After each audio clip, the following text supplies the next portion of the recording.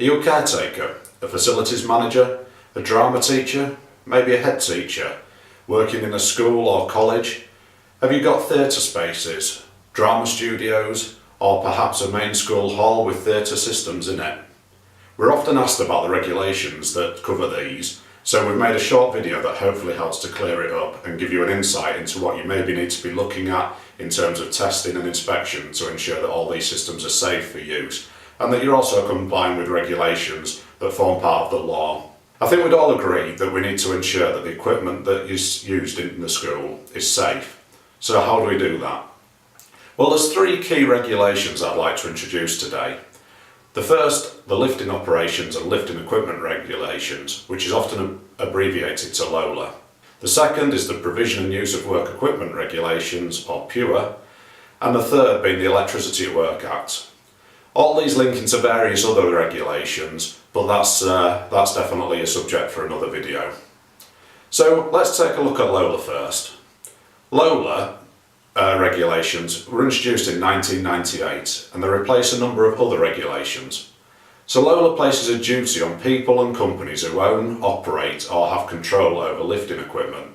It says that all lifting operations involving lifting equipment must be properly planned by a competent person, appropriately supervised and carried out in a safe manner. One of the big requirements of LOLA is that it also requires that all equipment used for lifting is fit for purpose, appropriate for the task, suitably marked and in many cases subject to statutory periodic thorough examinations. Now, a lot of people say lifting equipment and they think of cranes and big things that lift heavy loads. But if you've got any lighting bars within the school that raise and lower, perhaps you've got some ropes or pulleys, all this is covered within LOLA and as such needs to be inspected by a competent person. So what does it actually mean for you? Well, in short, it means that if you have any equipment that can be raised or lowered, or any pieces of equipment that form part of a lifting system, you need to make sure that it's being used properly, it's being used for what it's designed for, and that it's been inspected by the competent examiner. So a good place to start is by thinking if you have any lighting bars that can be raised and lowered. If you do, you'll need to comply with LOLA. Many schools think that they're covered because their insurance company comes and inspects their lifting equipment, but be aware it's rare for them to actually carry out a thorough examination and to give you a LOLA certificate. Normally an insurance company are just coming to assess their risk.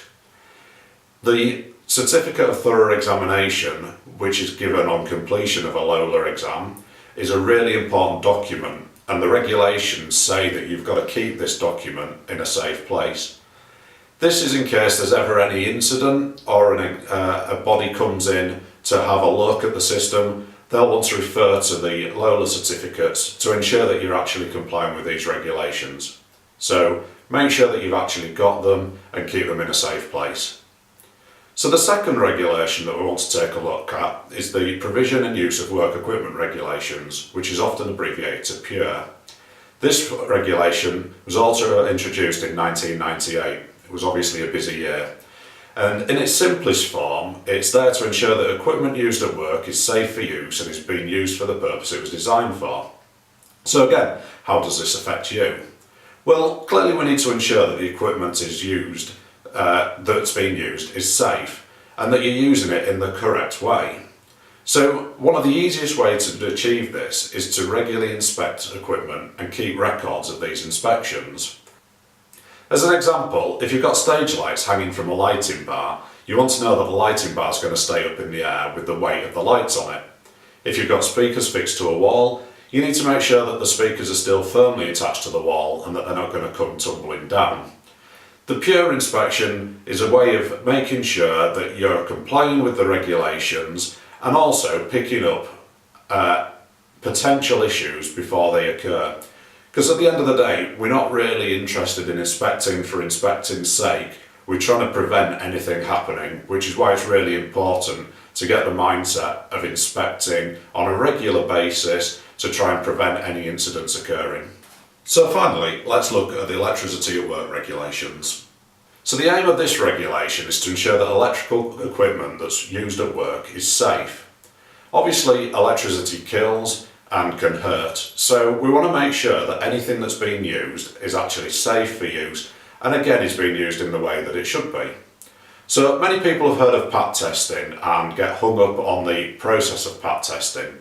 It's interesting to know that pat testing isn't actually a legal requirement. It's just one of the ways that you can prove compliance with the Electricity at Work regulations. Another myth is that pat testing must be done annually. The Code of Practice for In-Service Inspection and Testing of Electrical Equipment, the posh name for pat testing, sets out suggested inspection intervals. However, these intervals are very much based on a risk assessment. Technical equipment used on stages, in drama studios and school theatres is often overlooked by pat companies, as it's often specialist equipment and they don't know how to test it, they're scared of it, or it can be inaccessible. For example, when a light's hung from a lighting bar up at height, they can't use ladders, so therefore they can't access the light to test it.